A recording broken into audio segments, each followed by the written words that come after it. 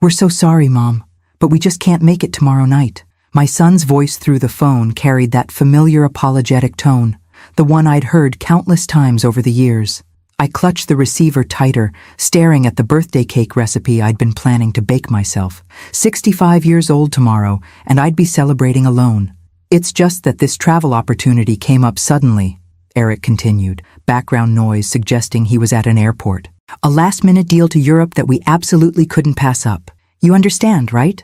I swallowed the lump forming in my throat. "Of course I understand. Europe is lovely this time of year." "You're the best, Mom," he said, relief evident in his voice. "We'll make it up to you when we get back. Maybe take you to that Italian place you like?" The Italian place I liked was where I'd already made reservations for the three of us tomorrow night.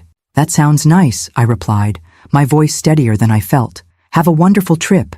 Be safe." "Love you, Mom." "Oh, Vanessa wants to say hi." I heard a rustle as the phone changed hands. "Martha, darling."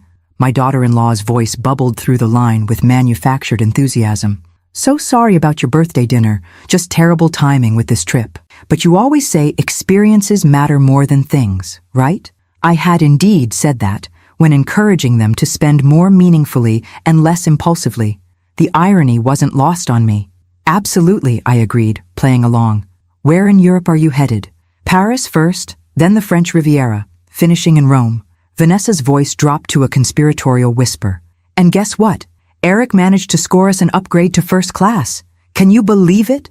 My eyebrows rose involuntarily. First class? On their combined income as a mid-level bank employee and part-time yoga instructor? "That's wonderful," I managed. "How fortunate." "We really lucked out," she continued, oblivious to my concern. "Listen, we're boarding now. Happy birthday in advance. 64 is going to be amazing." 65, I corrected quietly, but she had already hung up. I set the phone down and looked around my tidy kitchen, the evening sun casting long shadows across the countertops. The calendar on my refrigerator had tomorrow's date circled in red marker: birthday dinner with Eric and Vanessa, 7 p.m. I should have known better than to get my hopes up. This wasn't the first time they'd canceled plans with me, but it stung more sharply today, perhaps because this birthday felt significant. My first milestone birthday since Harold died 5 years ago. Or perhaps because I'd been looking forward to sharing my news. I'd finally decided to sell the house and move to that coastal retirement community I'd been eyeing. With a resigned sigh, I picked up the phone again and dialed the restaurant. "Bella Notte, how may I help you?" "Hello, I need to change a reservation for tomorrow night at 7. Campbell, party of 3. "Of course, Mrs. Campbell. What would you like to change?" I hesitated. "Could you make it for 1 person instead of 3? A brief pause. "Certainly. Will there be anything else?" "No, thank you," I said, then added impulsively, "Actually, could you please not bring a birthday dessert with a candle? I had requested that earlier, but I'd rather not now." "As you wish, Mrs. Campbell. We'll see you tomorrow at 7. After hanging up, I abandoned the cake recipe and poured myself a glass of wine. Harold would have known exactly what to say to make me laugh about this. He'd been gone for 5 years, but I still caught myself turning to share thoughts with him, especially in quiet moments like this. "Well, Harold," I said aloud to the empty kitchen, "looks like it's just me tomorrow night." The next evening, I dressed carefully in a blue dress I'd bought specifically for the occasion, applied makeup with extra attention, and drove myself to Bella Notte. The maitre d' greeted me warmly but couldn't quite hide the flicker of pity in his eyes as he led me to a table clearly meant for a group, now set for 1. "Your server will be right with you," he said kindly. "And may I wish you a happy birthday, Mrs. Campbell." I thanked him, settling into my chair and placing my purse on the empty seat beside me. The restaurant buzzed with conversation and laughter, families celebrating, couples leaning close across candlelit tables, friends raising glasses in toasts. Everyone seemed to be with someone. Everyone except me. My phone chimed with notifications, birthday wishes on social media from former colleagues, distant relatives, neighbors, but nothing from Eric or Vanessa. They were probably in the air now, champagne glasses clinking as they stretched their legs in the spacious first-class cabin. I ordered a glass of Pinot Noir and the salmon I'd been looking forward to. When the waiter asked if anyone would be joining me, I shook my head and watched as he removed the extra place settings, each one a small reminder of my solitude. As I sipped my wine, I found myself wondering how my son and his wife could afford first-class tickets to Europe when just 3 months ago, Eric had called asking if I could loan them $3,000 for car repairs. It wasn't the first such request. Over the past 2 years, I'd given them nearly $20,000 for various emergencies and expenses, money that had never been repaid despite their initial promises. "It's just until my bonus comes through, Mom," Eric would say. "We'll pay you back as soon as Vanessa's studio starts turning a profit," he'd promise. I'd always said yes. What mother wouldn't help her only child if she could? After a career as a high school teacher and Harold's prudent investments, I was comfortable, though far from wealthy. I could afford to help, so I did. But first-class tickets to Europe? Luxury hotels? Something didn't add up. The waiter brought my salmon, beautifully plated and garnished. "Enjoy your meal, ma'am." I stared at the empty chairs across from me, a sudden resolve hardening in my chest. This birthday might be spent alone, but I was determined it would be the last one where I felt like an afterthought in my own life, an ATM rather than a mother. Tomorrow, I decided as I cut into my salmon, I would make some calls. It was time to understand exactly how my son was financing his lavish lifestyle, and perhaps time to make some long overdue changes. Little did I know that my 65th birthday would mark not just another year of life, but the beginning of a reckoning that would change my relationship with my son forever. The morning after my solitary birthday dinner, I awoke with purpose. Rather than dwelling on yesterday's disappointment, I made myself a proper breakfast, poached eggs on toast, the way Harold used to prepare them, and sat down at my computer with a cup of strong coffee. First, I checked my email. Several birthday wishes had arrived overnight, including one from my sister in Arizona and another from my best friend Grace, who was traveling in New Zealand, but nothing from Eric or Vanessa. Not that I expected anything while they were flying to Europe, but the absence still stung. On impulse, I opened Facebook. I rarely used social media, finding it more overwhelming than entertaining, but I kept an account to see photos of friends' grandchildren and stay connected with former students. I typed Eric's name in the search bar and clicked on his profile. My coffee cup froze halfway to my lips. There, posted 7 hours ago, was a photo of my son and daughter-in-law reclining in plush seats, champagne flutes in hand, with the caption, "First class all the way to Paris, living the dream. Blessed your first-class life." They weren't just in first class. The photo showed lie-flat seats, premium headphones, and what looked like a multi-course meal being served on actual china. This wasn't just an upgrade. This was top-tier international first class, the kind that costs thousands per ticket. I scrolled down. 4 hours ago, another post appeared. A nighttime shot of the Eiffel Tower glittering against the dark sky. Made it to Paris, checking into the Ritz before exploring the City of Lights. Bucket list, yacht, luxury. The Ritz. In Paris. My hands trembled slightly as I set down my coffee cup.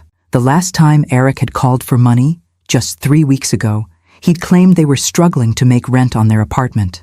I'd wired him $1,800 without hesitation. Now, they were staying at the Ritz. I clicked on Vanessa's profile next. She was more active on social media than Eric, constantly posting carefully staged photos of their life, always giving the impression of success and luxury. Her latest post made my blood run cold. "Finally using Martha's birthday week to take the European vacation we've been planning.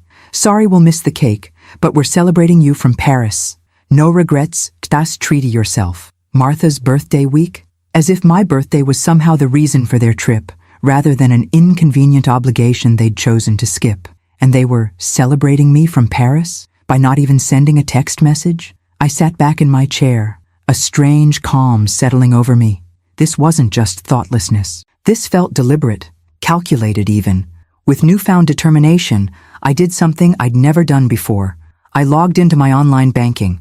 Harold had always handled our finances during our marriage, and even after his death, I'd maintained a somewhat hands-off approach, reviewing paper statements but rarely checking accounts online. Eric had offered to help modernize my financial management about a year ago, setting up online access for me, but also insisting I add him as an authorized user in case of emergency. The dashboard loaded, showing my checking and savings accounts. The balances looked correct, but something prompted me to check my recent transaction history. I clicked through to the detailed view. My heart nearly stopped. There, Listed over the past 3 months were multiple transfers to accounts I didn't recognize. Some were labeled Eric Support or Family Help, but others had no description at all. Together, they totaled over $30,000, far more than the occasional loans I'd knowingly provided. With growing horror, I clicked through to my investment account, the nest egg Harold had carefully built for our retirement, the fund I'd been living on since his death. The balance was nearly $80,000 lower than I remembered from my last quarterly statement.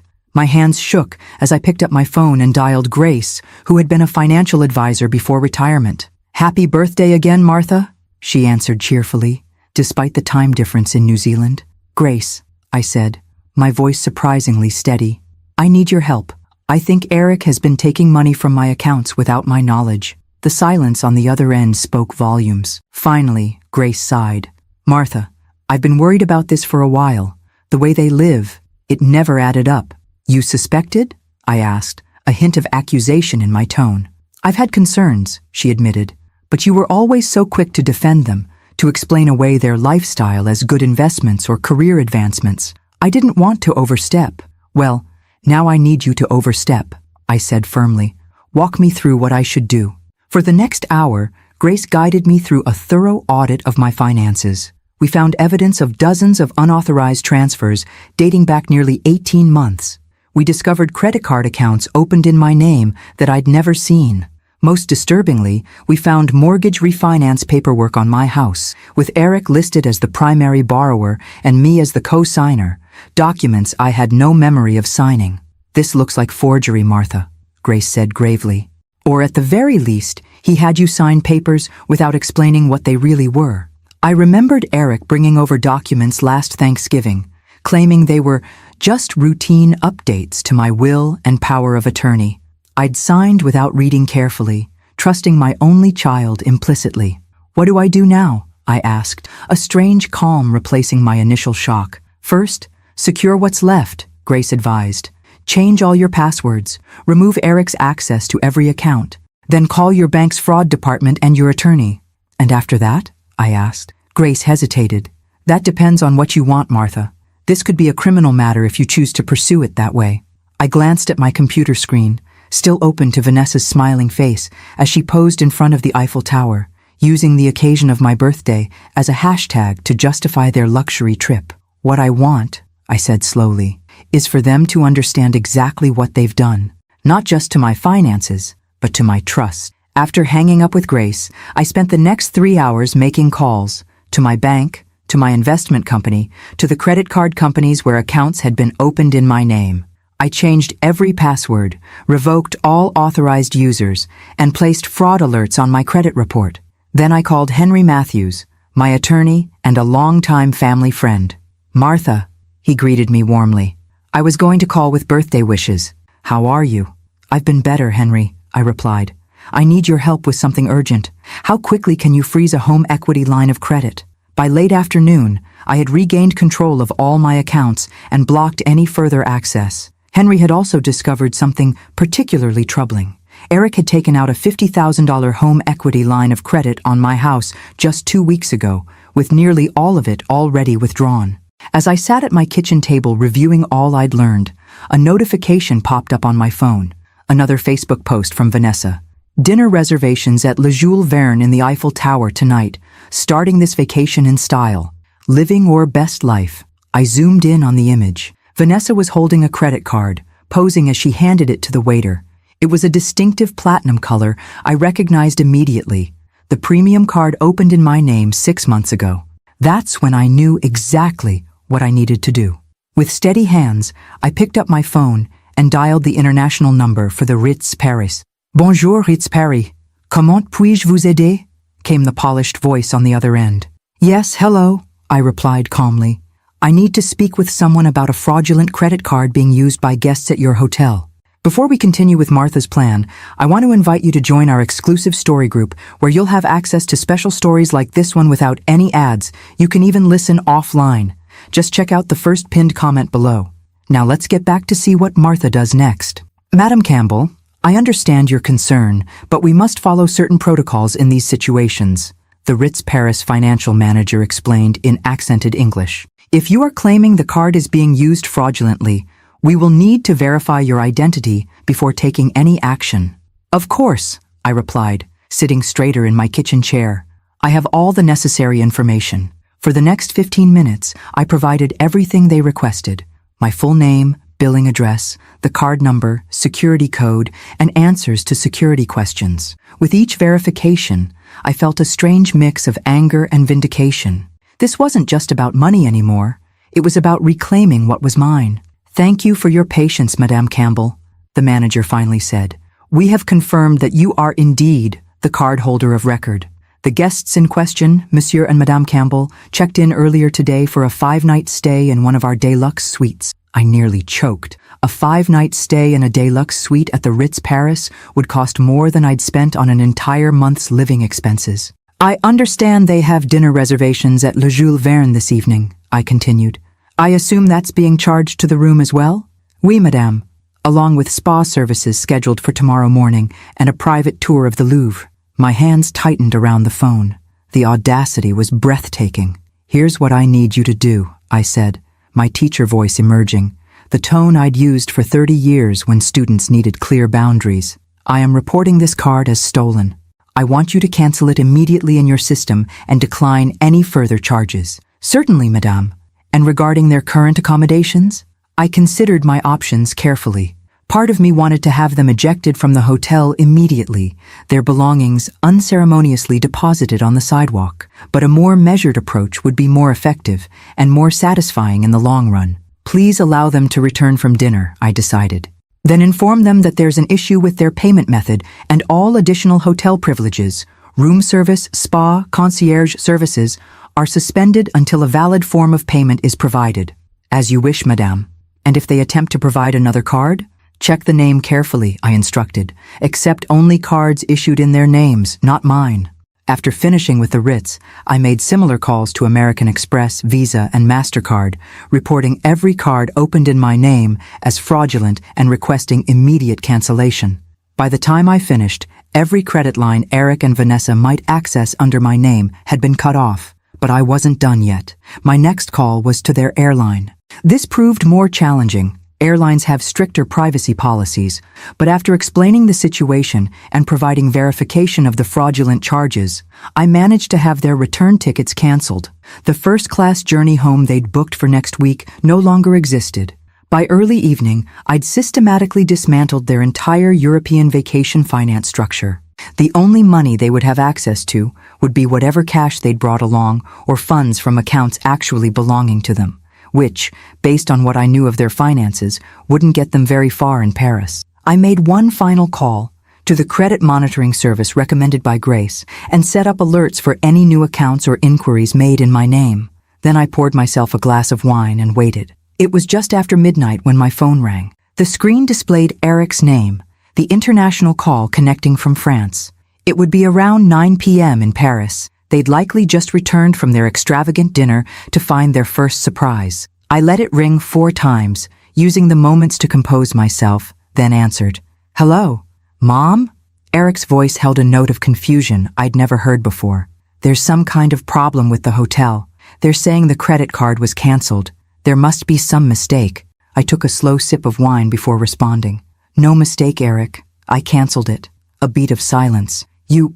what? Why would you do that?" "Because it's my credit card, Eric. One I never applied for or authorized." "Mom, I can explain.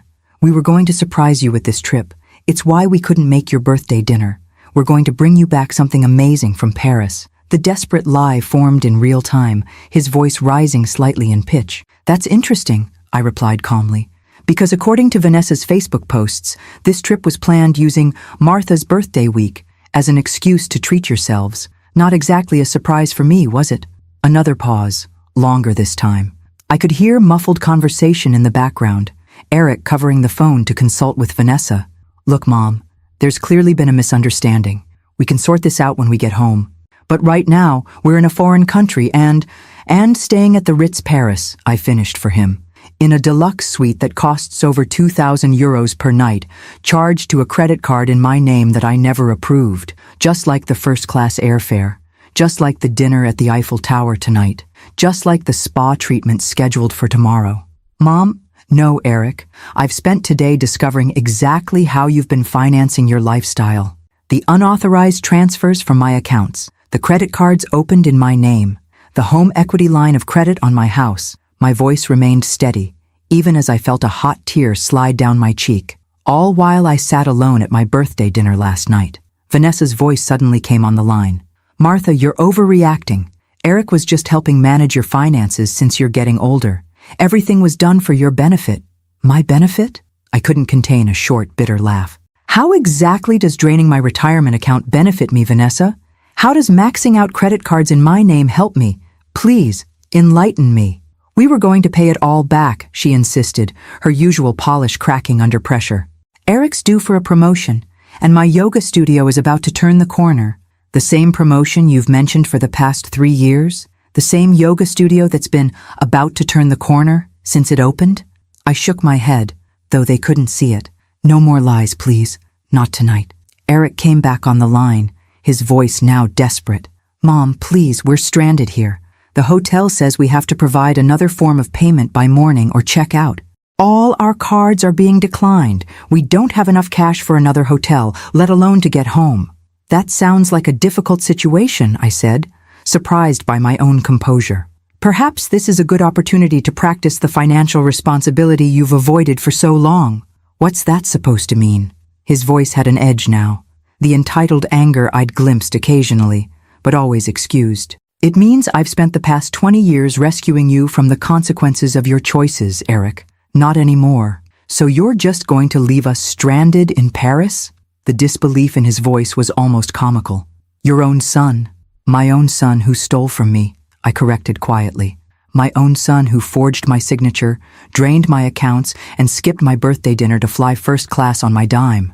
Mom, I've taken control of all my accounts and reported the fraud, I continued. Your return tickets have been canceled. The line of credit on my house has been frozen. This is the reality you've created, Eric. Now you'll need to find your own way home. You can't do this. Vanessa's voice again, shrill with panic. We're your family. Yes, you are, I agreed, my voice finally breaking slightly, which is why this betrayal hurts so deeply. We'll be completely stranded, Eric said, his tone shifting to one I recognized all too well, the guilt trip that had worked so effectively for years. Is that what you want for your only child?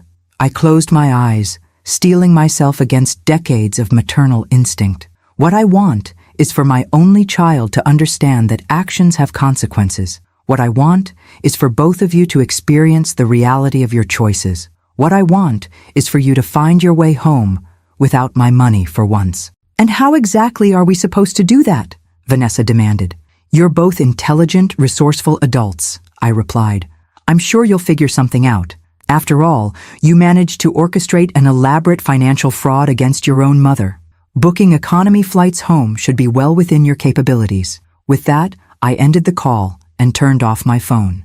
My hands were shaking, but not from fear or uncertainty, from the release of speaking my truth after years of enabling their behavior. Outside my kitchen window, the first light of dawn was beginning to break. I'd been up all night, dismantling the financial house of cards my son had built, using my name and trust as its foundation.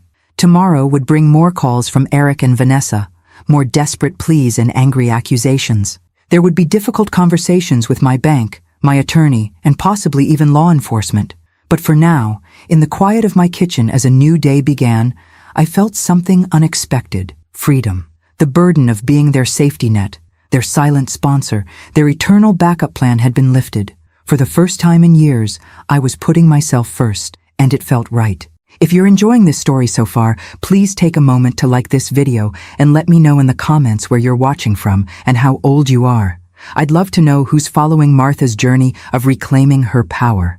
By the time I turned my phone back on the following afternoon, I had 17 missed calls, 23 text messages, and 4 voicemails, all from Eric and Vanessa. Their messages evolved from angry demands to desperate pleas to manipulative guilt trips. How could you do this to your own son? Eric, 3:17 a.m. We're going to miss our private tour of the Louvre. Vanessa, 7:42 a.m. The hotel is threatening to call the police if we don't pay. Eric, 9:20 a.m. Is this how you want to be remembered as a mother? Vanessa, 11:05 a.m. The last message gave me pause. How did I want to be remembered as a mother? As someone who continued enabling destructive behavior? Or as someone who loved her child enough to finally let him face the consequences of his actions? Rather than responding to any of their messages, I called Grace, who had just returned from New Zealand. "They've been trying to reach me nonstop," I told her after explaining what had happened. "Part of me wonders if I've gone too far." "Martha," Grace said firmly, "what they did was financial abuse. They exploited your trust and stole from you. This isn't about a missed birthday dinner. It's about years of manipulation and theft. But they're stranded in Paris. They're adults in one of the most well-connected cities in the world," Grace countered. "They have options. They could contact the American embassy. They could ask friends for help. They could sell some of those designer items Vanessa is always flaunting on social media." I sighed, recognizing the truth in her words, but still feeling the pull of maternal concern. "I've never stood firm with Eric before. It feels unnatural." "Of course it does," Grace said gently. "You've spent his entire life putting his needs before your own. But Martha, you deserve better than being treated like an ATM. And honestly, Eric deserves the chance to solve his own problems." After our call, I steeled myself and listened to the voicemails. The latest one, from just an hour ago, caught my attention. Eric's voice sounded different, less entitled, more subdued. "Mom, I don't know if you're listening to these messages. We managed to get a cheaper hotel for tonight. The American Express travel office helped us book economy flights home for tomorrow, using Vanessa's emergency credit card that was almost maxed out. We'll be home on Thursday. I know you're angry, and maybe you have reason to be. We need to talk when I get back, please." I played it twice, trying to gauge his sincerity. Was this genuine remorse, or just another manipulation?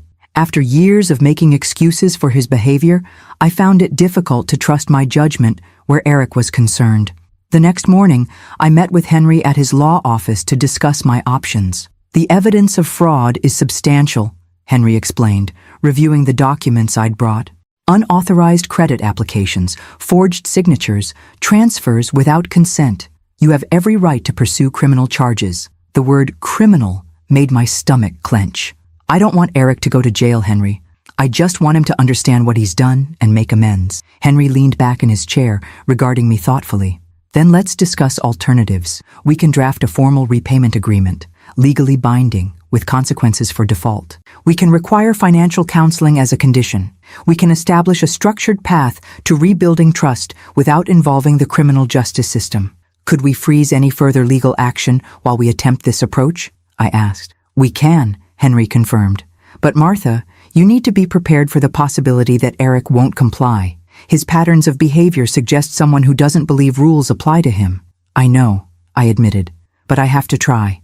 On Thursday morning, I was weeding my garden when a taxi pulled up in front of my house. Eric and Vanessa emerged, looking decidedly less polished than in their social media photos. Their designer luggage had been replaced with what looked like cheap duffel bags, and the confident posture they typically affected was nowhere to be seen.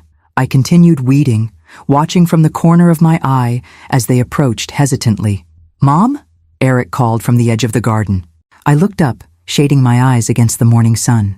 "Hello, Eric. Vanessa, can we talk?" he asked, shifting uncomfortably.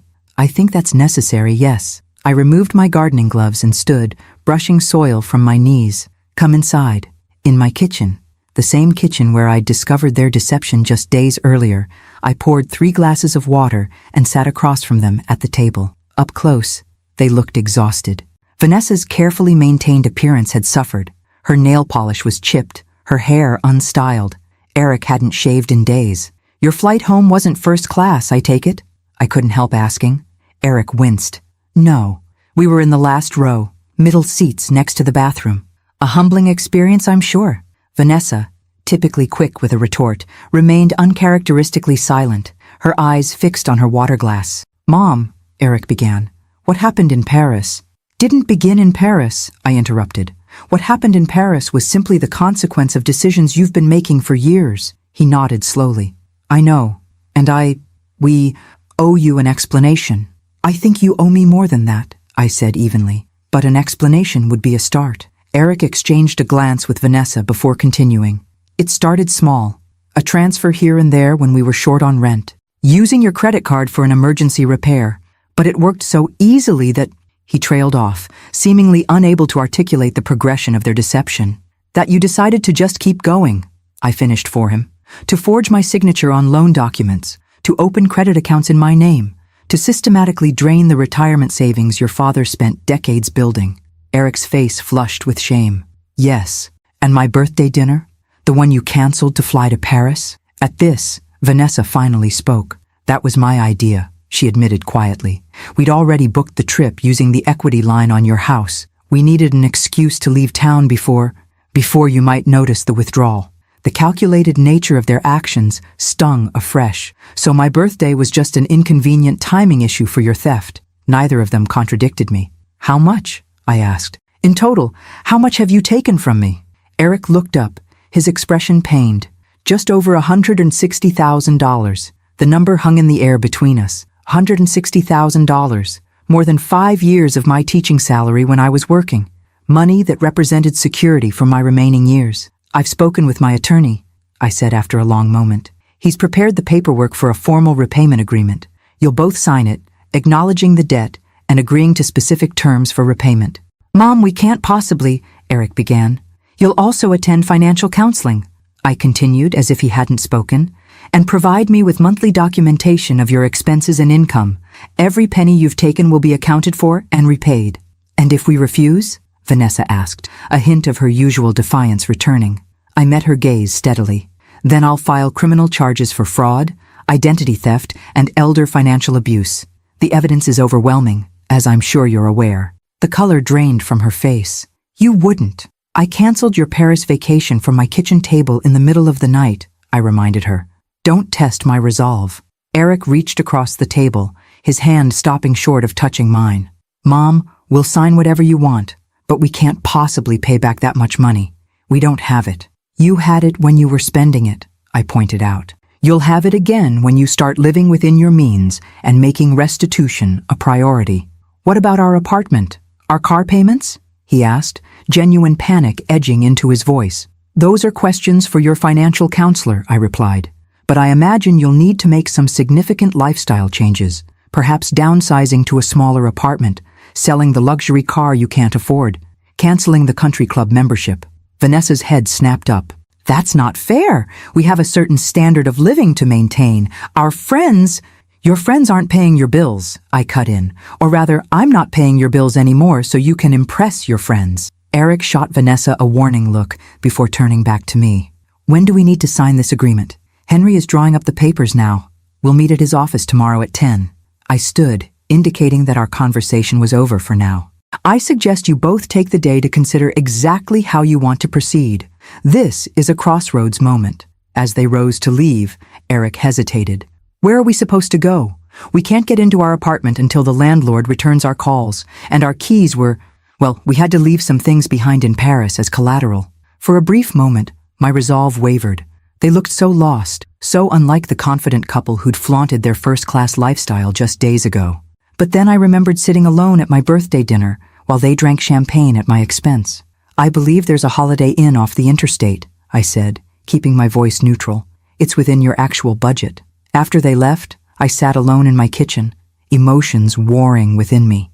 Had I been too harsh? Not harsh enough? Was I helping Eric grow up, or merely punishing him for hurting me? I had no answers, only the certainty that continuing as we had been, with me enabling their financial irresponsibility, would destroy us all in the end. My phone chimed with a text from Henry. Papers ready for tomorrow. You're doing the right thing, Martha. I hoped he was right, because despite the anger and betrayal I felt, one truth remained constant. I loved my son. And sometimes, loving someone means being strong enough to let them face the consequences of their actions, no matter how painful that might be for both of you. This is rock bottom, I whispered to myself, and the only way from rock bottom is up. The following morning, I arrived at Henry's office 15 minutes early, my hands clenched tightly around my purse. Despite my resolve, anxiety gnawed at me. What if Eric and Vanessa didn't show up? What if they hired their own lawyer to fight me? What if this permanent rift between us was the price of my self-respect? Martha, Henry greeted me warmly, emerging from his office. You look like you haven't slept. Is it that obvious? I attempted a smile. I kept replaying yesterday's conversation in my head, wondering if I'm doing the right thing. Henry guided me into his office, closing the door behind us. Second thoughts are normal. But remember why we're here. This isn't punitive, it's restorative. You're giving Eric a chance to make things right without the intervention of the criminal justice system.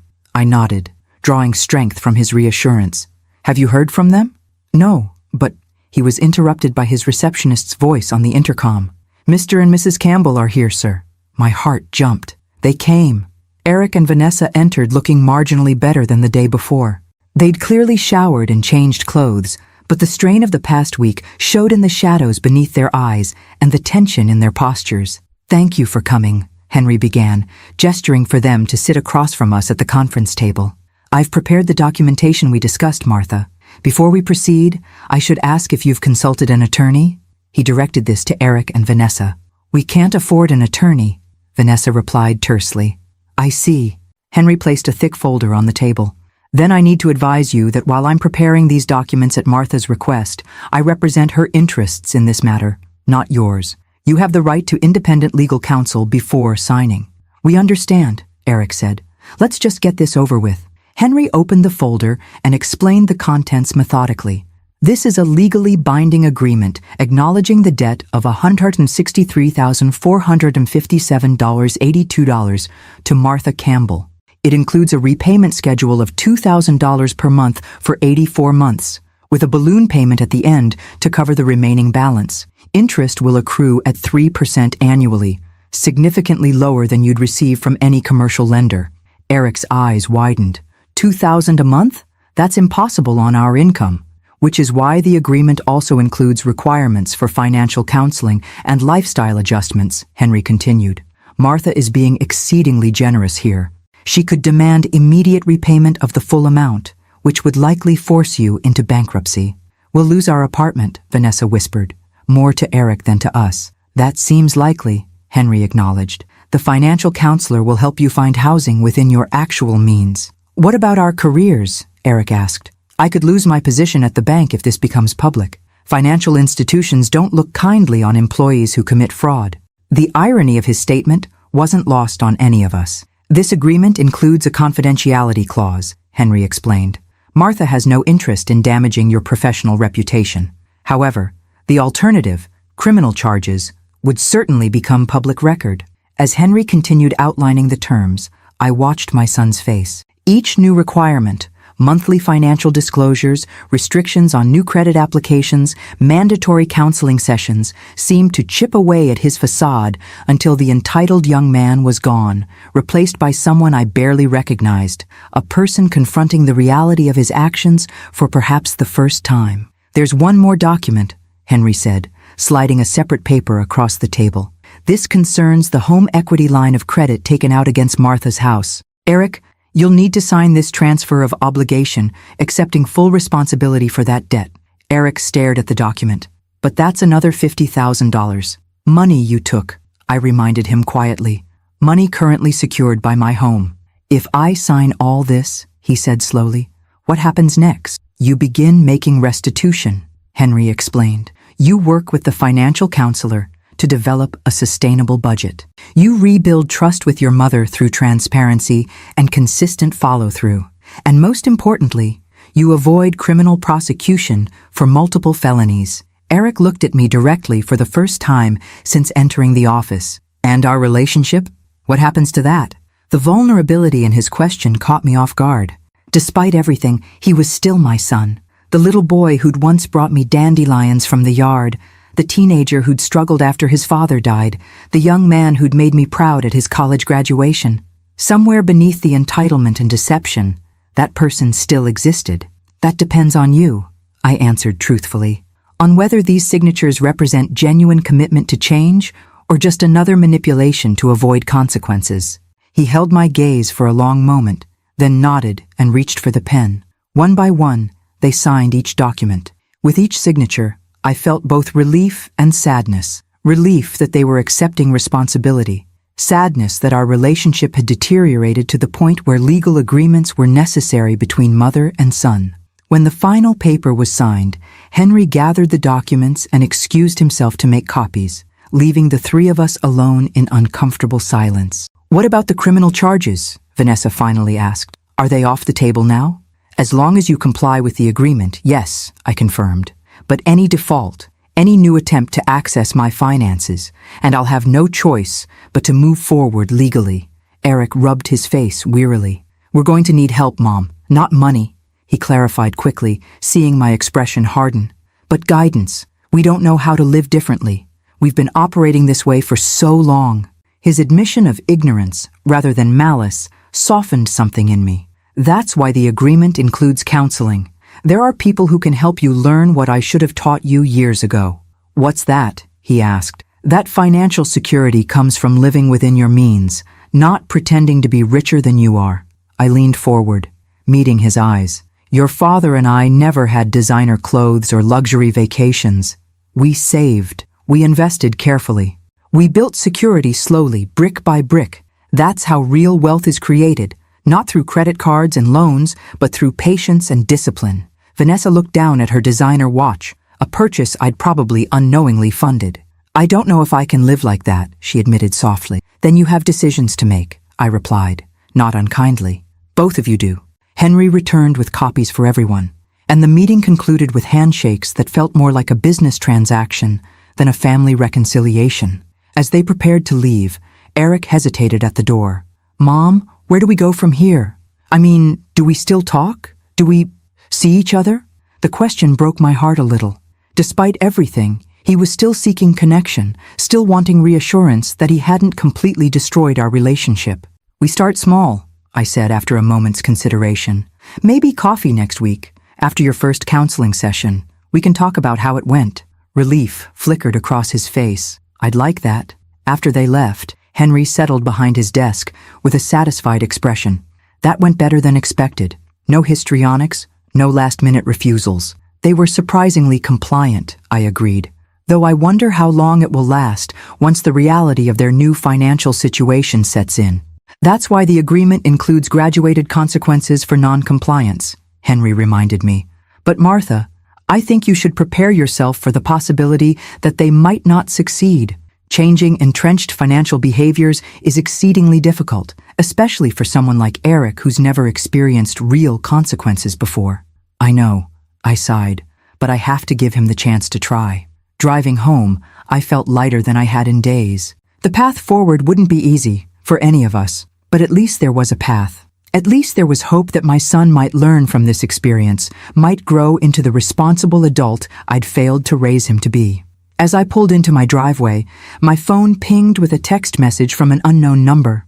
Opening it, I found a photo of a "For Rent" sign, with Vanessa's manicured hand giving a thumbs up in the foreground. The caption read, "First appointment with the financial counselor set for Monday. Looking at more affordable housing options today. Thank you for the second chance." It was signed with both their names, but clearly sent from Vanessa's phone. A tentative first step, perhaps, or another manipulation. Only time would tell. But as I entered my home, the home I'd now secured from their financial exploitation, I allowed myself to feel cautiously optimistic. Sometimes the hardest lessons are the ones that transform us most profoundly, and sometimes a ruined vacation is exactly what someone needs to finally face reality. If you're enjoying this journey of empowerment and accountability, please hit that subscribe button and share this story with someone who might need a reminder about setting healthy boundaries. Don't forget to like this video too. The first payment arrived exactly 1 month after the signing. I hadn't expected it. Not really. Despite the legally binding agreement, part of me had been bracing for excuses, delays, or outright default. When the bank notification appeared on my phone showing a transfer of exactly $2,000 from Eric's account to mine, I had to sit down, overcome by conflicting emotions. "They actually paid," I told Grace over coffee later that day. "On time, the full amount." "That's encouraging," she said, though I could hear the cautious note in her voice. "Have you spoken with them since the meeting at Henry's office?" "We had coffee last week after their first counseling session," I replied, stirring my latte absently. It was awkward. Eric kept looking at me like he was waiting for me to yell at him, and Vanessa barely spoke at all. "What did you talk about?" "The counseling, mostly. They've been assigned to work with Dr. Marshall, you remember her? The financial therapist who spoke at that retirement seminar last year? She's having them document every penny they spend and track their emotional state when making purchases. Grace nodded approvingly. That's an excellent approach. Forces them to confront the psychological aspects of their spending habits. Eric said it's been eye-opening, I continued. Apparently they were spending over $500 a month just on coffee shops and casual dining. Things they never even thought about. And the apartment situation?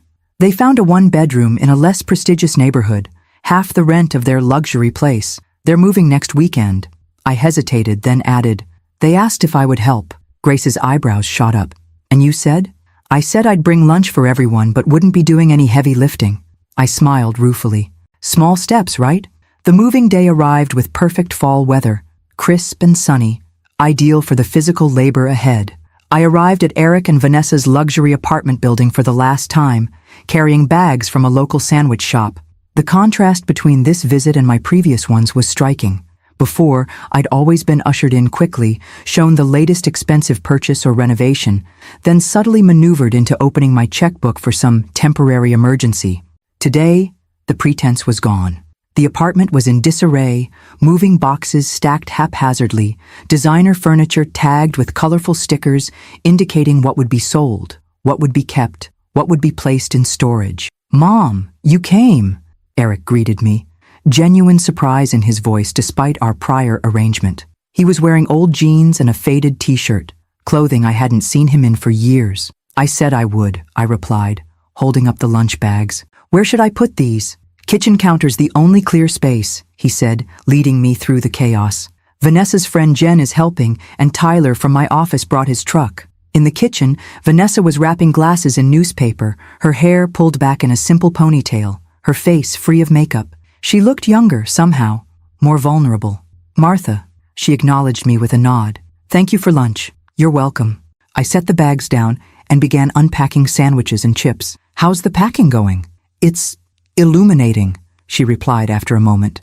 Do you know we have 17 wine glasses? 17, for two people who almost never entertain. I raised an eyebrow, surprised by her self-awareness. Aspirational purchasing? Dr. Marshall's term, exactly, Vanessa said with a hint of a smile. We've been buying for the life we wanted people to think we had, not the life we actually lived. Before I could respond, a young woman appeared in the doorway, presumably Jen, Vanessa's friend. The consignment shop guy is here to look at the furniture, she announced. Vanessa excused herself, leaving me alone with Eric in the kitchen. This can't be easy for her, I observed, watching Vanessa through the doorway as she spoke with the consignment dealer. Eric shook his head. It's not, but she's trying. We both are. He unwrapped a sandwich and took a bite, chewing thoughtfully before continuing. Dr. Marshall says Vanessa's spending was driven by deep insecurity. She grew up poor, like food stamps and secondhand clothes poor. Her worth was always tied to appearances. This was new information. In all the years they'd been together, Vanessa had never shared details of her childhood with me. She'd always presented herself as coming from a background similar to Eric's, comfortable, middle class, stable. And you? I asked. What's driving your financial behavior? He considered the question seriously. Fear of disappointing people, of not measuring up, of failing. He met my gaze directly, of not being the son you and Dad deserved. The irony was painful. So you resolved that fear by stealing from me? Eric winced. When you put it that way, I know it sounds twisted. Dr. Marshall says I was trying to maintain a facade of success because I thought that's what would make you proud. That somehow I convinced myself the end justified the means. And now? Now I know that true success isn't about appearances. He set down his sandwich. Mom, I've been offered a demotion at the bank. What? This was unexpected. I thought the agreement protected your job. It did, from legal consequences. But I confessed everything to my supervisor. The fraud, the theft, all of it. I couldn't keep living a lie, especially working in a position of financial trust. I was stunned. That was remarkably honest of you. It was terrifying, he admitted. I almost threw up in his office. But Dr. Marshall said we needed to clear all the secrets if we were going to rebuild our lives on a foundation of truth. And they didn't fire you? Surprisingly, no. They're moving me to a non-client-facing position in the operations department. Significant pay cut, of course, but it allows me to keep my benefits and continue making the restitution payments. I studied my son's face, looking for signs of the entitled young man who jetted off to Paris on my dime. Instead, I saw someone humbled, frightened, but also strangely resolute. "I'm proud of you for doing that," I said finally. "It couldn't have been easy." Something flickered in his eyes. Hope, perhaps. "Really? You're not disappointed?" "In your past actions, yes. In the steps you're taking now? No." I reached across the counter and briefly squeezed his hand. "This is what growing up looks like, Eric. Facing consequences, making amends, rebuilding with honesty." The moment was interrupted by Tyler calling from the other room, needing help with a heavy cabinet. Eric excused himself, and I found myself alone in the kitchen, surrounded by the half-packed remnants of their former lifestyle. On the refrigerator door, held by a magnet, was a handwritten budget. The kind I'd tried to teach Eric about when he was in college, the kind he'd always dismissed as unnecessary. Next to it hung a simple chart tracking their debt reduction progress, with the largest entry being the amount owed to me. I felt a complicated mix of emotions: sadness for the pain and difficulty they were facing, anger still simmering beneath the surface for their betrayal, but also, unexpectedly, a spark of hope. These modest papers on the refrigerator represented something real, not the glossy facade of expensive vacations and designer clothes, but the unglamorous reality of fiscal responsibility. Later, as everyone gathered around the kitchen counter for lunch, I observed the easy camaraderie between Eric, Vanessa, and their friends. They joked about the mountain of boxes still to be packed, debated the merits of various pizza places near their new apartment, and shared stories of their own moving disasters. It was relaxed, genuine interaction, something I realized I'd rarely seen from them before. "We're having a housewarming next month," Vanessa mentioned during a lull in the conversation. "Nothing fancy, just pizza and BYOB. Would you like to come, Martha?" The invitation was tentative, clearly weighted with our complicated history. The old Vanessa would have hosted an elaborate catered affair, insisted on expensive wines, and subtly found ways to make me feel out of place in their sophisticated world. This simple pizza gathering in a modest apartment represented a fundamental shift. "I'd like that," I replied, meeting her gaze directly. "Thank you for inviting me." As the afternoon progressed, I found myself doing more than just providing lunch. I wrapped dishes, labeled boxes, and even helped Vanessa sort through her extensive wardrobe, deciding what to keep and what to sell. "I can't believe I spent $300 on this blouse," she murmured, holding up a silk top with the tag still attached. "I've never even worn it." "Why did you buy it?" I asked, genuinely curious. She considered the question. "Because the woman who led my yoga training program had one similar. I thought if I dressed like her, I'd somehow be like her. More successful, more centered." She shook her head, placing the blouse in the sell pile. "It sounds so foolish saying it out loud." "Not foolish," I corrected gently. "Human. We all want to belong, to be respected." Vanessa looked at me with surprise. "I thought you'd hate me after everything we did." "I was angry," I acknowledged. "Still am in some ways. But hate? No. I've spent too many years as a teacher to believe people can't change, can't learn from their mistakes." "Even big mistakes?" she asked quietly.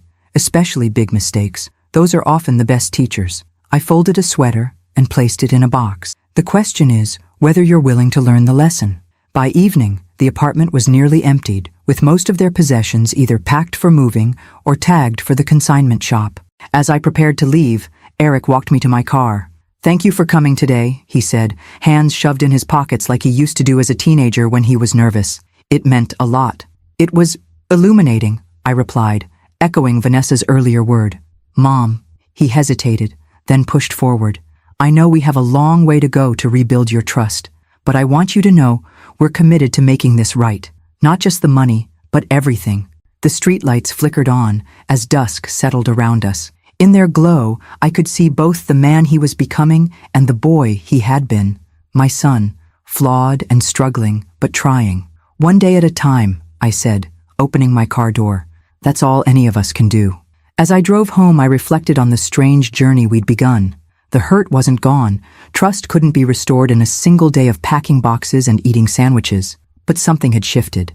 The wall of resentment I'd built since that solitary birthday dinner felt a little less solid, a little more permeable.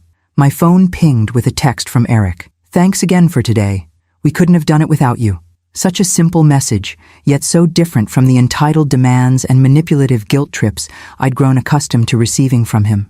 Perhaps destroying their Parisian vacation had accomplished what years of enabling never could. It had forced them to grow up.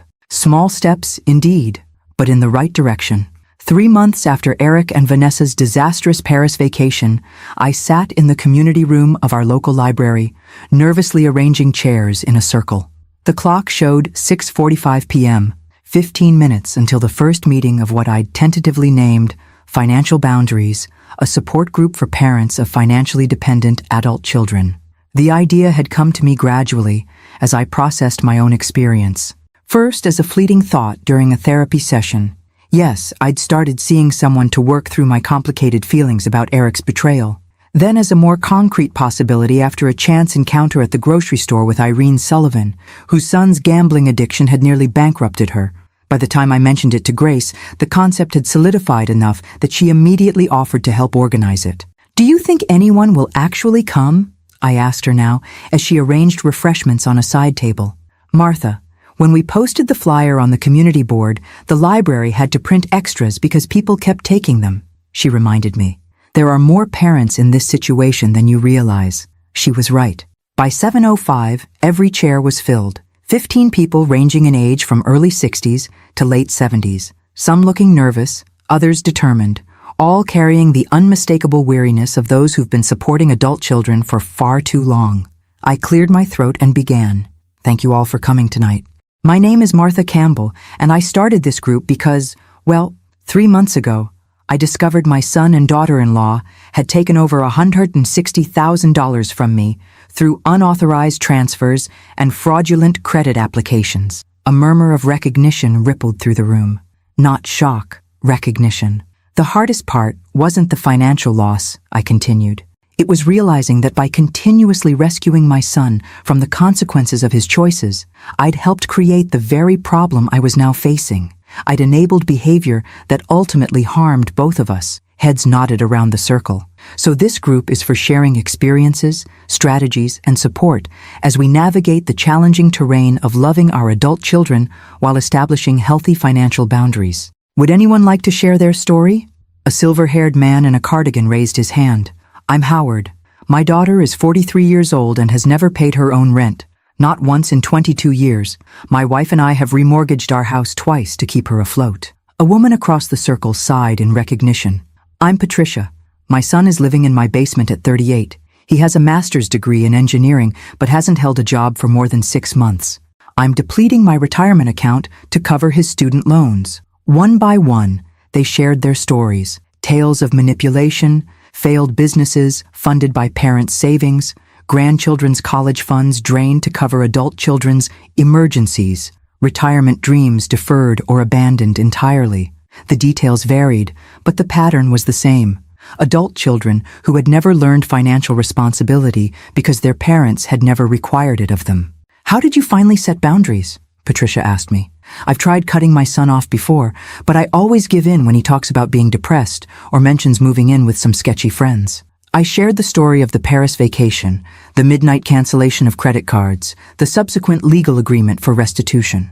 The group listened with rapt attention, some looking shocked at my boldness, others nodding in approval. The hardest part, I admitted, was accepting that I wasn't really helping Eric by constantly rescuing him.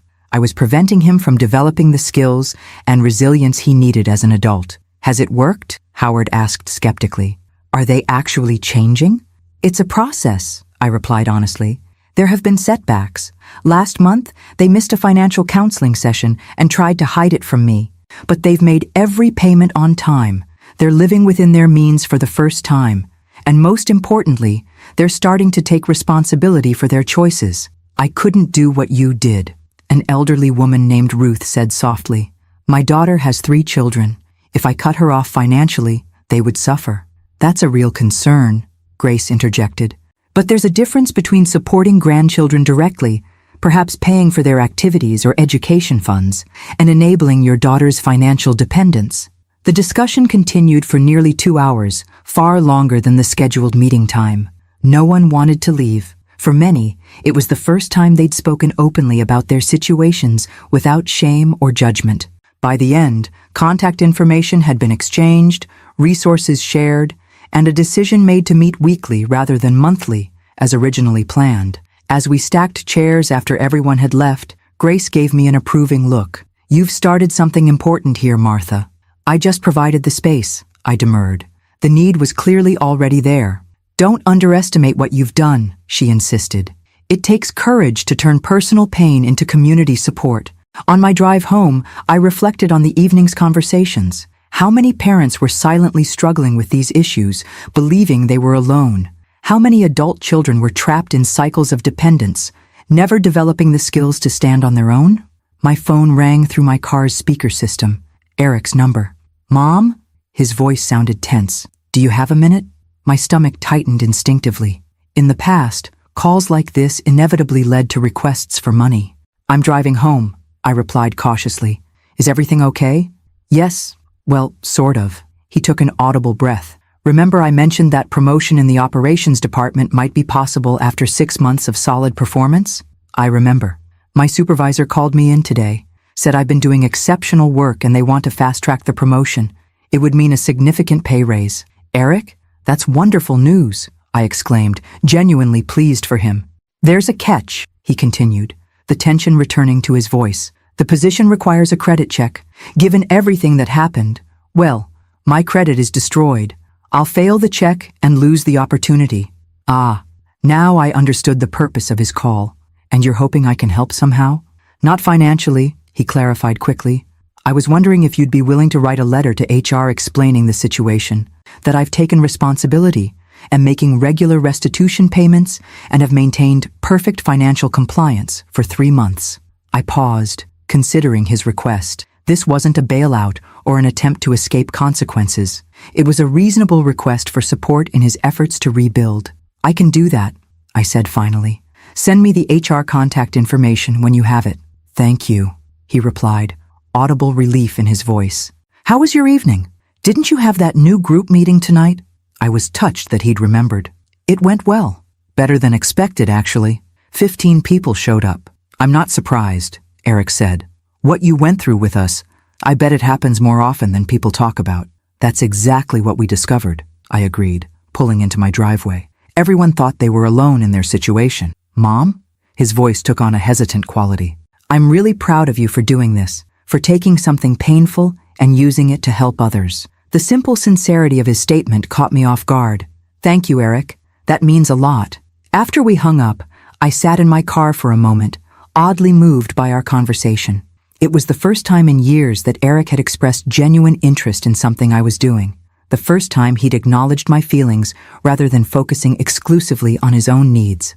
Small steps, as I'd come to think of our progress, but meaningful ones. Inside my house, I found an email waiting from the local community college. I'd contacted them weeks ago about the possibility of offering a financial literacy workshop series, drawing on my teaching background and newfound passion for financial education. The response was enthusiastic. They wanted to schedule a meeting to discuss a potential 6-week course for the spring semester. As I prepared for bed that night, I realized that something unexpected had emerged from the ashes of betrayal and disappointment. Purpose, the support group, the potential workshop series, even my evolving relationship with Eric and Vanessa, all of these represented a new chapter I couldn't have anticipated when I sat alone at that birthday dinner just a few months ago. My phone pinged with a final message for the day, a text from Patricia, one of the support group members. "Thank you for tonight. For the first time in years, I don't feel crazy or alone. See you next week." I smiled as I typed my reply. "You're neither crazy nor alone. This is the beginning of change for all of us."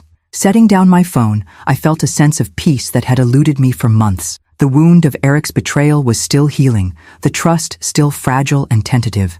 But alongside the pain, something new was growing, something stronger and more fulfilling than the unhealthy dynamic we'd maintained for years. Sometimes I reflected as I drifted toward sleep.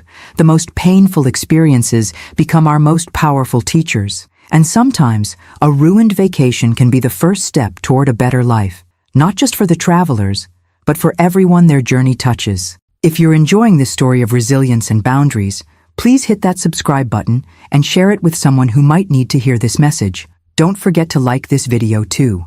6 months after my solitary birthday dinner, I awoke to a text message from Vanessa. Could you meet us for coffee at Riverside Cafe at 10:42? Important, but not emergency.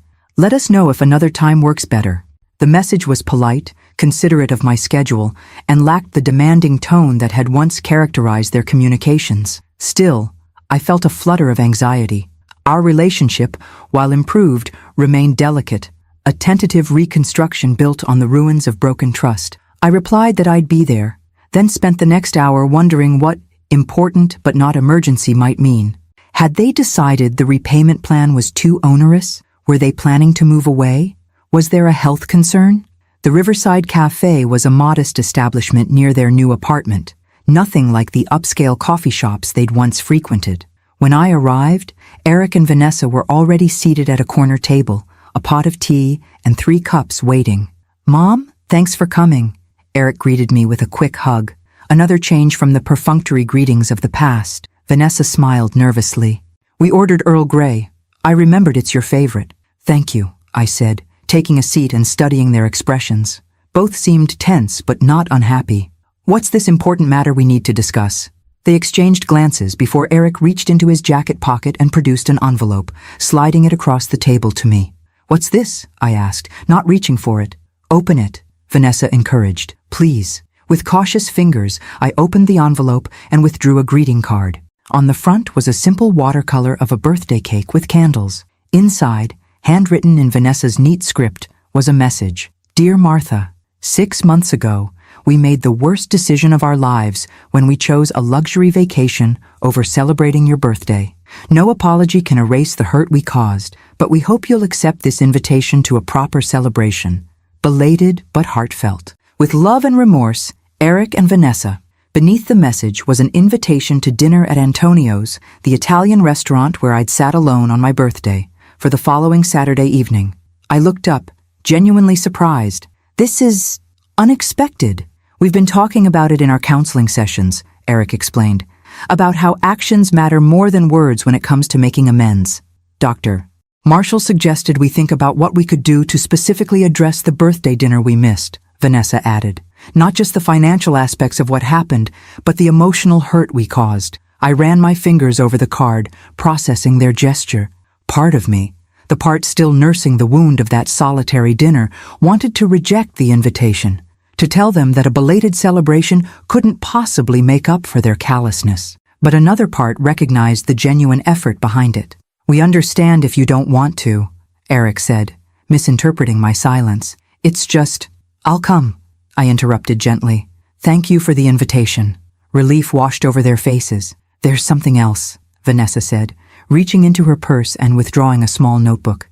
"We've been working on this for a while." She handed me what appeared to be a handmade booklet titled 6 Months of Growth. Inside were photographs, journal entries, and financial records documenting their journey since Paris. The first page showed their new apartment, modest but tastefully arranged with the few quality pieces of furniture they'd kept. Another page displayed their monthly budget with actual spending tracked against projections. There were reflections on lessons learned in counseling, notes on financial goals achieved, even a photo of Eric receiving his promotion certificate. "The last 6 months have been the hardest of our lives," Eric said, as I turned the pages, "but also the most transformative." I paused on an entry written in Vanessa's handwriting. "Today, I realized I've been equating money with love my entire life. My parents couldn't afford the things other kids had, so I felt unloved. As an adult, I spend to feel worthy. Understanding this pattern is the first step to breaking it." The vulnerability of her admission touched me unexpectedly. "Dr. Marshall suggested we create this as a way to track our progress," Vanessa explained, "to remind ourselves how far we've come when we feel discouraged, which happens more often than we'd like to admit," Eric added ruefully. "Living within our means after years of excess. It's like learning to walk again after a lifetime of floating." I continued through the booklet, increasingly moved by their documentation of this difficult journey.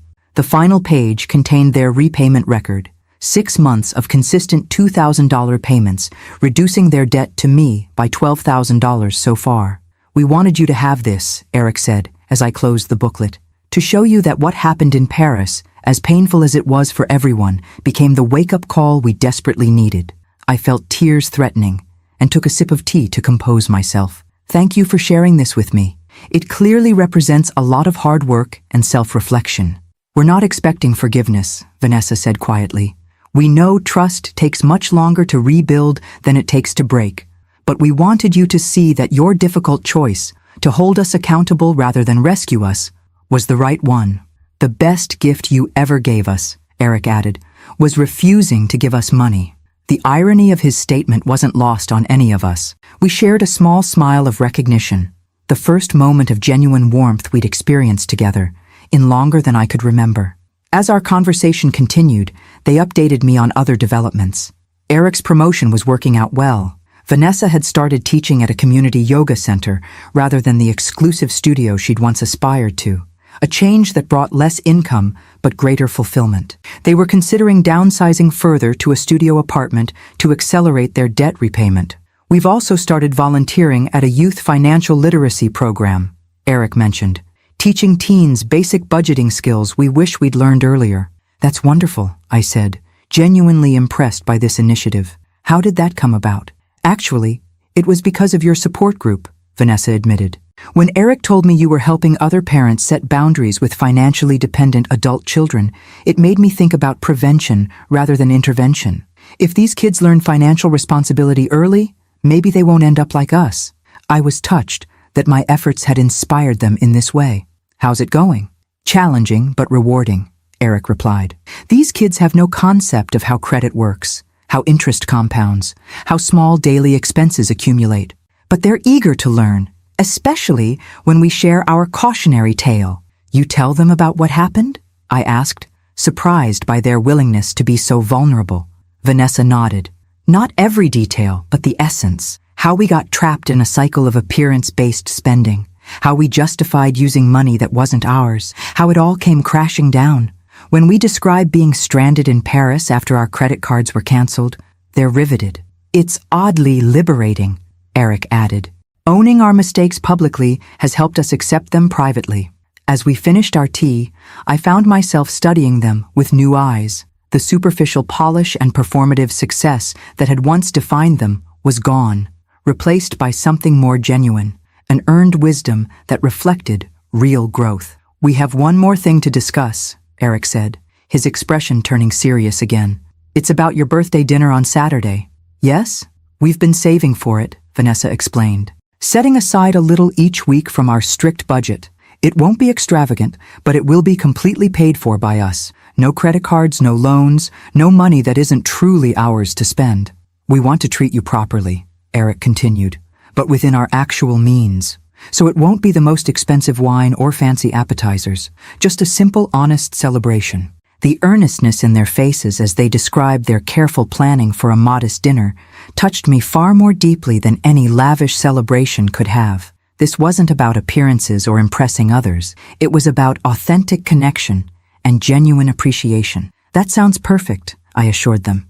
As I drove home, I reflected on the unexpected gift I'd received, not the dinner invitation or even the thoughtful booklet, but the evidence of real transformation. 6 months ago, I'd been devastated by their betrayal and consumed with anger. I couldn't have imagined sitting across from them feeling anything resembling pride. Yet here I was, cautiously proud of their progress, their honesty, their willingness to rebuild from scratch. The road ahead remained long. 7 more years of payments under our agreement, countless more moments of trust to be earned or broken. But for the first time, I truly believed they might complete the journey successfully. That evening, as I prepared for my weekly support group meeting, I added the 6 months of growth booklet to my bag. With Eric and Vanessa's permission, I planned to share it with the group as evidence that change was possible. Difficult and painful, certainly, but possible. Howard, the father whose daughter had never paid her own rent, had texted earlier asking if I had any success stories to share. Some days, I lose hope that anything will ever change, he'd written. Please tell me all this tough love is worth it. Now I had something concrete to offer him and the others, a glimpse of what might lie on the other side of their difficult boundaries and painful confrontations. Not a perfect resolution, not a fairy tale ending, but authentic growth and genuine accountability. As I gathered my materials for the meeting, my phone chimed with a calendar reminder. Saturday, 7 p.m., birthday dinner at Antonio's. 6 months late, but perhaps right on time in the ways that truly mattered. The best gift, I realized, wasn't the dinner itself, but the transformed people who would be joining me at the table. People who were learning, albeit belatedly, what it meant to give from a place of authenticity rather than appearance, of substance rather than show. Sometimes the most meaningful celebrations aren't the ones with the most expensive trappings, but those that represent genuine milestones on a difficult journey of growth. And sometimes, the best birthday presents arrive not on the day itself, but precisely when they're most needed and most deserved. The night of my belated birthday dinner arrived with a gentle spring rain that left the city streets gleaming under the streetlights. I dressed with unusual care, not in the expensive blue dress I'd worn for my solitary dinner 6 months earlier, but in a simple emerald blouse I'd found at a consignment shop, paired with black trousers and my mother's pearl earrings. As I applied a touch of lipstick, I studied my reflection. The face looking back at me appeared somehow younger than it had 6 months ago, less burdened, more at peace. The angry lines around my mouth had softened. The worry that had perpetually creased my forehead had eased. I arrived at Antonio's precisely at 7, greeted by the same maitre d' who had seated me at my birthday dinner half a year before. If he recognized me as the woman who had dined alone that night, his professional demeanor revealed nothing. "Your party is already seated," he informed me, leading me through the restaurant to a table near the window, not the same table where I'd sat in solitude, but one with a better view of the small garden patio. Eric and Vanessa rose as I approached. I was immediately struck by how different they looked from the polished, image-conscious couple I'd known for years. Eric wore a simple button-down shirt, rather than his usual designer labels. Vanessa's hair was styled naturally, her makeup minimal, her outfit elegant in its simplicity. "Mom, you look beautiful," Eric said, embracing me with genuine warmth. Vanessa handed me a small bouquet of spring flowers. "Happy belated birthday, Martha." As I took my seat, I noticed the table was set with a bottle of sparkling water, rather than the expensive wine they would have once considered essential for any celebration. A single candle flickered in a simple holder at the center. "We made a reservation request," Eric explained, nodding toward the garden. "They've agreed to let us do something special after dinner, weather permitting." Curious but willing to be surprised, I simply nodded and opened my menu. "Everything looks wonderful." "We've budgeted for appetizers and main courses," Vanessa said with a slight smile. "But perhaps we should share a dessert." The openness with which she referenced their financial boundaries, once a taboo subject they would have disguised with elaborate excuses, struck me as yet another marker of their growth. "That sounds perfect," I agreed. As we ordered, simple, thoughtful choices rather than the most expensive items on the menu, the conversation flowed with unexpected ease. We discussed the support group, now flourishing with 20 regular members, and a waiting list for new participants. Eric shared a breakthrough one of his teenage financial literacy students had experienced. Vanessa described a community yoga program she was developing for seniors on limited incomes. Not once did they hint at financial difficulties, request assistance, or manufacture emergencies requiring my intervention. The constant undercurrent of manipulation that had characterized our interactions for years was notably absent. "We have something to show you," Eric said as we finished our main courses. He withdrew his phone and pulled up a banking app, turning the screen toward me. I looked at the display, momentarily confused. It showed a savings account with a balance of $1,220. "What am I looking at?" I asked. "We call it the Future Security Fund," Vanessa explained. "After paying our bills, making our monthly restitution payment to you, and setting aside our bare minimum living expenses, we put every extra dollar here. It's not much yet," Eric acknowledged, "but it's growing every month. Our goal is to build it to 3 months of living expenses as an emergency fund, then start a retirement account." I was genuinely impressed. That's a significant step. Dr. Marshall says the hardest part of financial recovery isn't making a budget. It's planning for a future you can't see yet, Vanessa said. This account is our way of believing in that future. After we shared a tiramisu for dessert, the same dessert I would have had on my actual birthday had I not canceled the candle, Eric signaled the waiter. "We're ready for the garden now, if that's still possible."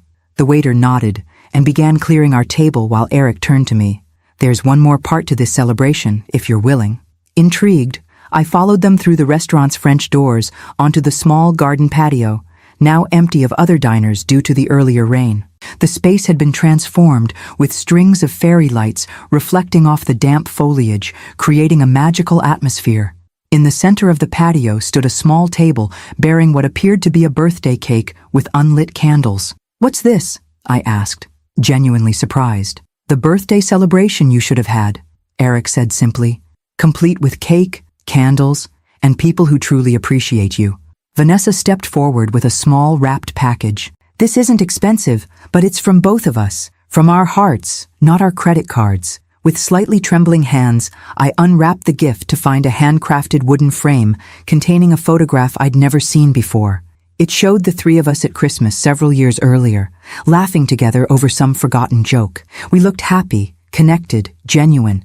A glimpse of what our relationship could be had perhaps once been before money and materialism corrupted it. "Where did you find this?"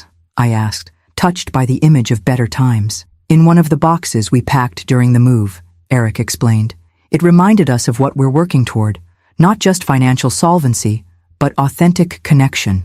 "We had the frame made by a local artisan," Vanessa added. "It's reclaimed wood from an old barn. The woodworker is a recovering gambling addict who found purpose in craftsmanship. His story resonated with us. The thoughtfulness behind the gift, the meaning rather than the monetary value, moved me deeply. For years, they had given me expensive, impersonal presents purchased with credit cards or, worse, with money stolen from my own accounts. This simple frame, chosen with such care and intention, held more value than all those hollow gifts combined. "It's perfect," I said softly. "Thank you." Eric lit the candles on the cake, exactly 65 of them, creating a blazing miniature inferno that made us all laugh. "Make a wish, Mom," he encouraged. As I looked at their faces, illuminated by candlelight, faces showing genuine care rather than the calculated manipulation I'd grown accustomed to, I realized I didn't need to wish for anything. The transformation I would have wished for was already unfolding before my eyes. I blew out the candles to their applause. Then Eric cut the cake. A simple homemade vanilla creation rather than an elaborate bakery confection. "Did you make this?" I asked, noticing the slightly uneven frosting.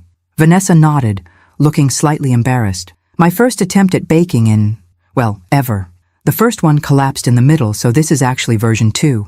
The fact that she had tried, had put in personal effort rather than simply purchasing a solution, spoke volumes about her changing priorities. As we enjoyed the cake, delicious despite its amateur appearance, Eric raised his water glass in a toast. "To second chances," he said, his voice thick with emotion, "and to the woman who cared enough to give us one, even when we didn't deserve it. To growth," Vanessa added, "and to the painful lessons that make it possible." I raised my own glass, adding simply, "To authentic celebrations, whenever they happen to occur." As we clinked glasses, I felt something shift inside me, a final release of the hurt and betrayal that had lingered despite months of progress. Not complete forgiveness, perhaps, but acceptance.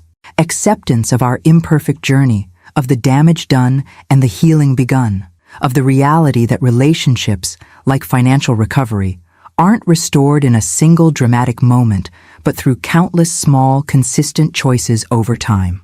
Later, as Eric and Vanessa walked me to my car, the night air fresh from the earlier rain, Eric hesitated, then asked, "Was it okay? The celebration?" "More than okay," I assured him. "It was genuine. That makes it more meaningful than any elaborate party could ever be." "We've been talking about what happens after the debt is fully repaid," Vanessa said, her expression thoughtful. "About 7 years from now, if we stay on schedule." "Oh?" I was surprised they were thinking so far ahead. Eric nodded. "We want to find a way to pay it forward, to help others who are where we were. Maybe establish a scholarship for financial literacy education or contribute to a program that helps families break cycles of financial dysfunction." "That's remarkably forward-thinking," I said, genuinely impressed by this vision that extended beyond their immediate circumstances. "We've been forever changed by this experience," Vanessa replied simply. "It only makes sense that its impact should continue beyond us." As I drove home, the framed photograph on the seat beside me, I reflected on the extraordinary journey we'd taken since that painful birthday 6 months ago. From betrayal to accountability, from entitlement to gratitude, from appearance-based values to authentic connections. The change wasn't complete, of course. Trust remained fragile, requiring continuous reinforcement through consistent actions. The financial damage would take years to repair. Old patterns might resurface under stress or temptation, but tonight had offered a glimpse of possibility, of what might lie at the end of this difficult path if we continued to navigate it with honesty and commitment. Not a perfect relationship, but a healthier one. Not unlimited trust, but earned respect. Not extravagant celebrations, but meaningful connections. As I parked in my driveway, I noticed a text message from Grace. "How was the dinner?" I typed a simple reply. Genuine. For perhaps the first time. Her response came quickly. "The best birthday gift of all." She was right. The truly valuable gifts aren't the ones with the highest price tags, but those that represent genuine care, authentic effort, and meaningful change. My belated birthday celebration had offered me exactly that. Not just a dinner, but a glimpse of the people Eric and Vanessa were becoming. People I could genuinely be proud to call family. If you're enjoying this story of healing and transformation, please hit that subscribe button and share it with someone who might need to hear this message. Don't forget to like this video too. "Are you nervous?" Grace asked as we set up chairs in the community college lecture hall. "A little," I admitted, adjusting the projector screen. Public speaking was never my strong suit, even when I was teaching high school English. "You'll be wonderful," she assured me, arranging handouts on a side table. "No one could speak more authentically about this topic than you." Today marked the culmination of a year-long journey that had begun with a solitary birthday dinner and a devastating discovery. The community college's Life Skills for Seniors program had invited me to deliver the keynote address at their financial literacy conference, a full-day event featuring workshops, panel discussions, and resource booths. My support group, now officially recognized as a nonprofit organization, had its own table staffed by Howard and Patricia. "Mom, we brought the visual aids," Eric called, entering the lecture hall with Vanessa. They carried poster boards displaying graphs and charts we'd created for my presentation. "Perfect timing," I replied, checking my watch. "The doors open in 20 minutes. As they set up the displays, I marveled at how different they looked from the couple who had jetted off to Paris using my stolen money a year ago. The superficial polish had been replaced by a quiet confidence. They dressed simply but well, carried themselves with dignity rather than pretension, and, most tellingly, lived comfortably within their means. "The budget workshop materials are ready," Vanessa reported, handing me a folder. "We've made 50 copies, but we can run more if needed." "And I confirmed the panel participants for this afternoon," Eric added. "The financial counselor, the debt recovery specialist, and the elder law attorney are all here." I thanked them both, touched by their commitment to this event. What had begun as their court-mandated financial counseling had evolved into genuine passion for helping others avoid the same pitfalls they'd experienced. They now volunteered regularly with both my support group and the Youth Financial Literacy Program, sharing their cautionary tale with refreshing honesty. The past year hadn't been without challenges. They'd experienced setbacks, an unexpected car repair that depleted their emergency fund, a month where they'd missed a counseling session due to work conflicts, a heated argument when Vanessa briefly slipped back into old spending patterns during a period of high stress. But crucially, they'd faced these challenges head-on, without resorting to their old patterns of deception and financial irresponsibility. Most importantly, they'd maintained their monthly restitution payments without fail. 12 consecutive transfers of $2,000 each had reduced their debt to me by $24,000. A meaningful start on their 7-year repayment plan. As attendees began filing into the lecture hall, I took a moment to center myself. My presentation, titled "Breaking the Cycle, Setting Healthy Financial Boundaries with Adult Children," incorporated not only my personal experience, but also the collective wisdom of our support group members and the professional guidance of financial therapists, counselors, and elder law specialists we'd consulted over the past year. At precisely 9 a.m., the community college's continuing education director introduced me to the audience of nearly 200 people, parents, grandparents, financial professionals, and community advocates. As I approached the podium, I caught sight of Howard giving me an encouraging thumbs up from the back row. "Good morning," I began, my voice steadier than I'd expected. 1 year ago today, I celebrated my 65th birthday alone in an Italian restaurant while my son and daughter-in-law flew first class to Paris using money stolen from my accounts. A ripple of surprise moved through the audience at my blunt opening. That painful evening became the catalyst for a journey I never expected to take. A journey that brought me here today to share what I've learned about financial boundaries, enabling behaviors, and the possibility of transformation. For the next 45 minutes, I shared my story without embellishment or self-pity. I described the gradual erosion of boundaries that had enabled Eric and Vanessa's financial dependence, the shocking discovery of their fraud, the difficult decision to cancel their credit cards mid-vacation, and the challenging process of rebuilding our relationship on a foundation of accountability rather than enablement. The hardest lesson I learned, I told the attentive audience, was that my well-intentioned financial help was actually harming my son. By repeatedly rescuing him from the consequences of his choices, I was preventing him from developing the skills and resilience he needed to thrive as an adult. I outlined the practical steps we'd taken, the repayment agreement, the mandatory counseling, the monthly financial disclosures, while emphasizing that these structural supports were effective only because Eric and Vanessa had ultimately embraced the opportunity for genuine change. "I can't offer you a perfect solution or a guaranteed outcome," I acknowledged toward the end of my talk. "What worked in my situation might not work in yours. What I can offer is permission to prioritize your own financial security, to set clear boundaries, and to believe that sometimes the most loving action is allowing your adult children to experience the natural consequences of their choices." As I concluded to warm applause, I invited Eric and Vanessa to join me for the Q&A session. Their willingness to answer difficult questions about their past behavior and current recovery process added powerful authenticity to the discussion. "What was the turning point for you?" a woman asked Eric. "When did you realize your behavior had to change?" He considered the question thoughtfully.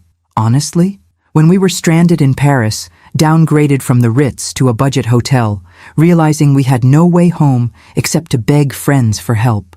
That was the first time I truly understood that my mother's support wasn't infinite, that there were real consequences to my actions." "And what would you say to parents who are afraid that setting boundaries might permanently damage their relationship with their adult children?" another attendee asked. "I'd say that enabling destructive behavior is what truly damages relationships," Vanessa replied. "The temporary pain of boundaries is nothing compared to the long-term damage of continued enabling. Our relationship with Martha today is healthier than it's ever been, precisely because she was brave enough to say no when that was the hardest word to say." After the formal program concluded, we spent hours talking with attendees at resource tables, participating in panel discussions, and connecting people with the services they needed. I was particularly moved by how many attendees approached me privately to share their own stories. Parents who had remortgaged homes to support adult children's failing businesses, grandparents raising grandchildren because their own children couldn't manage basic responsibilities, widows whose life insurance payouts had been drained by financially dependent family members. "You've given me courage," one woman whispered, gripping my hand tightly. "I've been afraid to set boundaries with my daughter for years. But hearing your story makes me believe it might actually help her, not just me." By late afternoon, as the conference wound down, exhaustion began to set in. I found a quiet corner to sit for a moment, watching as Eric and Vanessa continued to engage with attendees at the youth financial literacy booth they'd created. Grace joined me, passing me a cup of tea. "Quite a day," she observed. "How are you feeling?" "Overwhelmed," I admitted, but in a good way. When I sat alone at that birthday dinner a year ago, I never imagined my pain would eventually help so many others. "The best teachers are those who've lived what they teach," she replied. "Your authenticity is what makes your message so powerful." As the conference finally concluded and we began packing up materials, Eric approached with an envelope in hand. "What's this?" I asked as he passed it to me. "Open it," he encouraged. Inside was a birthday card, simple but elegant, signed by Eric, Vanessa, and every member of our support group. Beneath their signatures was an invitation to dinner that evening at Antonio's, the same restaurant where both my solitary birthday dinner and my belated celebration had taken place. "We thought it was fitting to come full circle," Eric explained, "to celebrate your actual birthday in the place where everything began. Everyone from the support group is coming," Vanessa added. "They wanted to honor the woman who helped them find their voices and reclaim their lives." Tears threatened as I absorbed the thoughtfulness of their gesture. That would be wonderful. Later that evening, as I entered Antonio's for the third significant meal in this year-long journey, I was greeted by applause from a large table where Howard, Patricia, and a dozen other support group members waited alongside Eric and Vanessa. The maitre d', the same man who had witnessed both my solitary dinner and my belated celebration, gave me a knowing smile as he led me to the head of the table. "Happy birthday, Mrs. Campbell. It's good to see you with friends this year." As I took my seat, surrounded by people whose lives had intersected with mine through shared pain and collective healing, I felt a profound sense of gratitude. The journey had begun with betrayal and isolation, but it had led to community and purpose. Howard raised his glass in a toast to Martha, who taught us that saying no can be the most loving word in the English language. "To boundaries that heal, rather than walls that divide," Patricia added. "And to the courage to let difficult lessons teach us what comfortable enabling never could," Eric concluded, his eyes meeting mine with genuine love and respect. As glasses clinked around the table, I reflected on the extraordinary transformation of the past year. The pain of that solitary birthday dinner had initiated a cascade of changes I could never have anticipated. The support group that had helped dozens of families, the financial literacy program reaching hundreds of young people, the healing in my relationship with Eric and Vanessa, and most importantly, my own growth from enabling parent to empowered advocate. The lessons had been painful, the journey challenging, but the outcome was beyond anything I could have imagined when I made that difficult decision to cancel their credit cards and let them face the consequences of their actions. Sometimes I realized the most loving gift we can give is the opportunity to grow through adversity rather than remain stunted by comfort. Sometimes the most meaningful celebrations aren't marked by expensive presents, but by authentic connections and hard-won wisdom. And sometimes a ruined vacation becomes the first step on a journey toward genuine transformation, not just for those whose plans were disrupted, but for everyone their story touches. As I looked around at the faces of people whose lives had been changed by the ripple effects of that one difficult decision, I knew with certainty that this birthday, my 66th, was truly the most meaningful celebration of my life. Not because it was perfect or elaborate or expensive, but because it was authentic. And in the end, authenticity is the only gift that truly matters. Before I wrap up my story, I want to thank you from the bottom of my heart for following along. If this journey has touched you in any way, please take a moment to subscribe to our channel and share this story with someone who might need to be reminded that setting healthy boundaries is an act of love, not punishment. Remember, it's never too late to reclaim your financial power and create the healthy relationships you deserve.